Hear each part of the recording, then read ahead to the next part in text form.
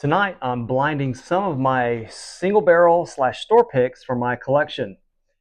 Can the craft distilleries hang around with the big boys? Stick around and pour up. It's the Bourbon Nut.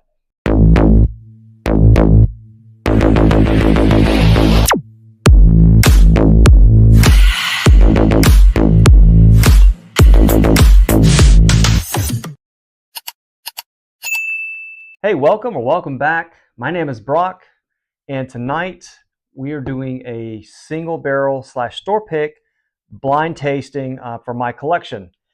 Now, a couple of caveats to this. One is the single barrels that I've picked are kind of in close proof pointages. What's the name of the word? Points.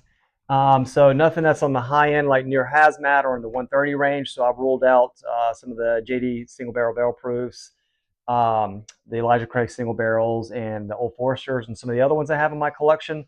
So I really kept this around 100 to 115, 119, somewhere in that ballpark tonight.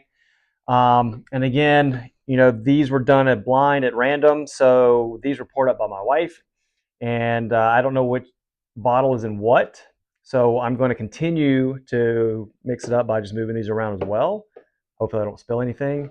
And then what I'll do is I'll nose each one of them, and then I'll rank them from my right to left, your left to right.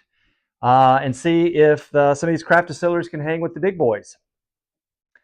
If you end up liking this content, please smash that like button. Leave a comment down below. What are some of your favorite single barrels or store picks right now? And don't forget to subscribe to the channel. And I just want to give a quick shout out to all the subscribers currently already, as I'm a new channel getting off the ground. Really appreciate you guys subscribing to the channel, and looking forward to getting more content off the ground as I start continuing to work on themes and topics and things of that nature. So without further ado, let's start with glass A on the nose. To begin with, it's very light, very pleasant, a little fruity.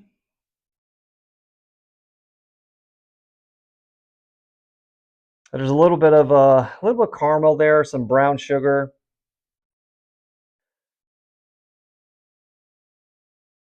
Pretty nice on the nose there. Not too punchy, not very ethanol forward on the nose at least.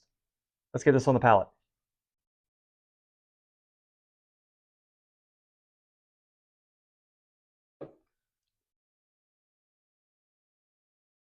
Okay.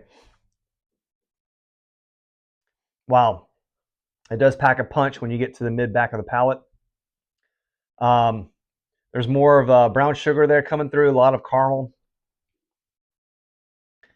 I would say there's a little bit of spice there too with that, like some peppercorn, and that. Um, the taste overall is pretty good. The finish doesn't linger too long. It's there. It lets you know there with a little bit of spice, a little bit of tobacco. I think on the back end of on the back end of that as well. Let me go in for one more sip.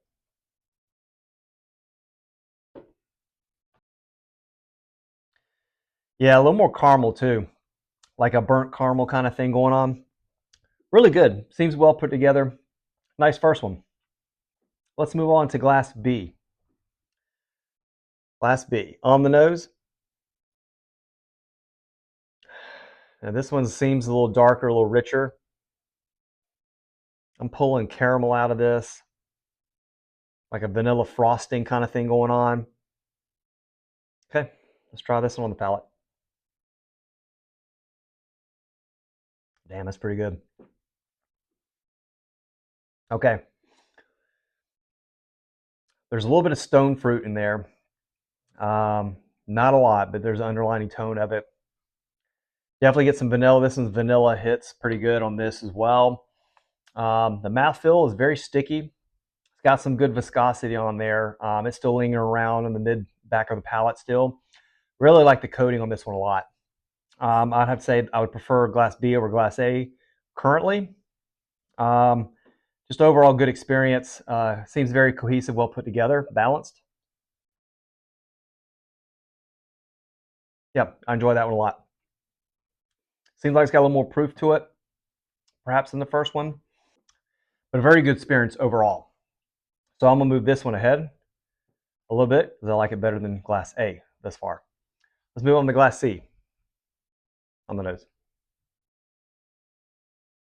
Now this one, very caramel heavy as well too. A little vanilla. There's a faint like dustiness or a leathery kind of note going on. But overall, nose is nice. On the palate? Okay.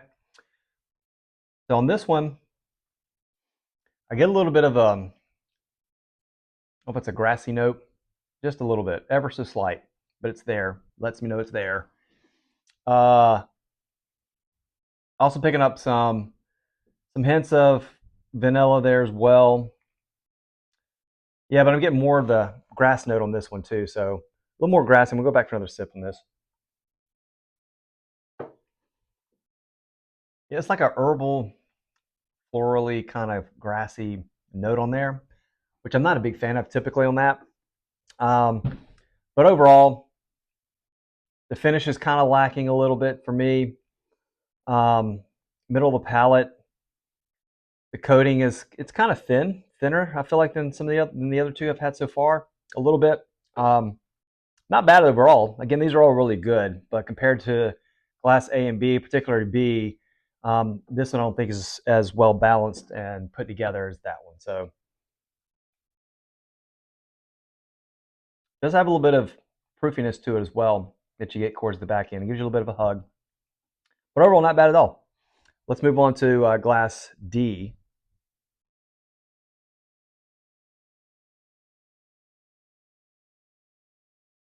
I get like an apple, caramel colored apple. With those caramel apples at fair, that's what this smells like an apple just dipped in caramel. Yeah, that's the predominant nose I get on that. Really, really good.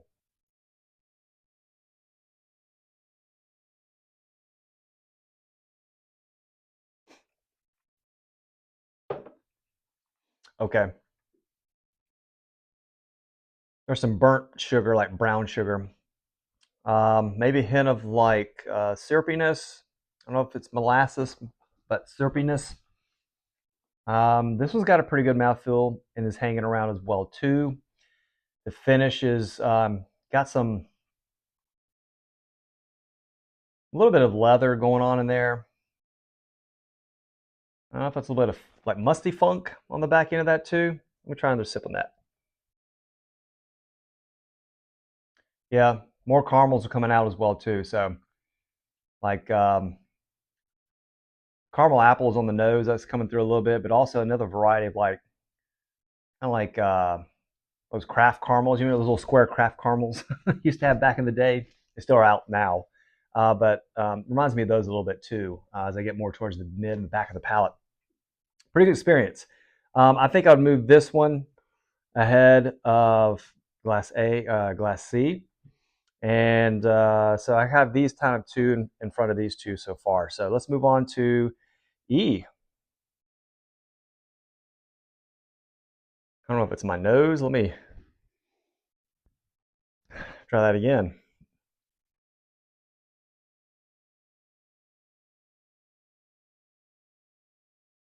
Okay, this one's got a little bit of citrus,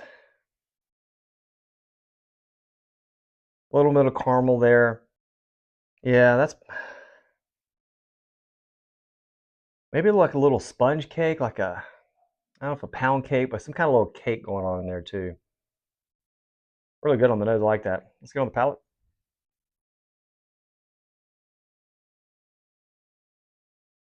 Mm, that's good too. Um, the more it approaches the mid to the back palate, the darker it seems to get. And what I mean by that is the richness carries through, the viscosity. It's got a little bit of oiliness to it as well, which I kind of like on that. But really good. I like the mouthfeel on that one a lot. And again, that one seems pretty cohesive, like well put together as well too. Is Reminds me of this Glass B a little bit as far as the balance of this one too. So I'm gonna move this one up. And moving on to Glass F. All right. This one smells like a peach or some type of cobbler pie. Looks like a pie crust thing going on. Yeah, pie crust. I can't make that up. It's like a peach, some kind of fruit, apple peach. Smells really good on the nose. Let's get on the palate.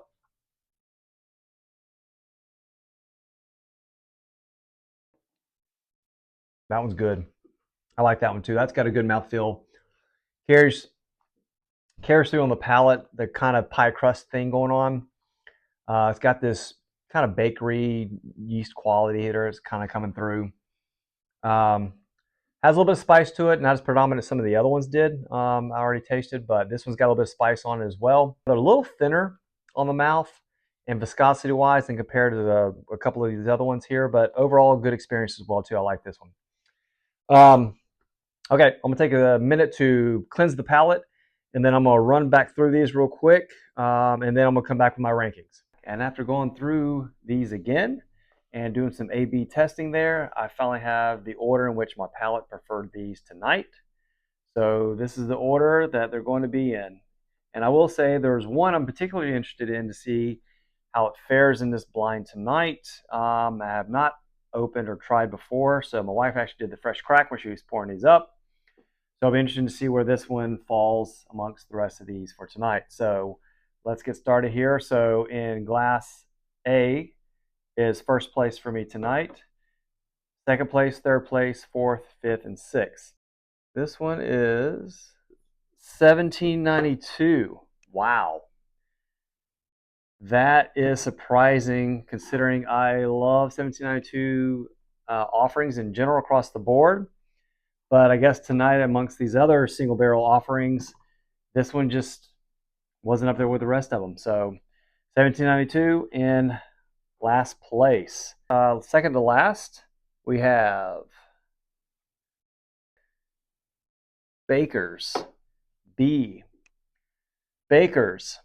So this is a Jim Beam product, Baker Beam. 7-year, 107 proof. However, sometimes you can get them older than 7. This one is 7 years, 4 months. I've seen some of them that can go 8.5 years, almost to 9. But just a solid product overall from Jim Beam. But second to last place for me tonight, based on the other offerings and my palate, right? So let's move on to fourth place. Fourth place tonight, we have Rebel 10-year. Now this is out of Lux Row, and this one's about 100 proof, Rebel 10-year. Really good bottle. I've had this one for about a couple years. I really do enjoy this bottle a lot. As you can see, I've been holding on to this one for a little while. Really, really good. Enjoy that product a lot. All right, moving on to third place tonight. We have Green River Single Barrel. Now, in my very few videos I've done so far,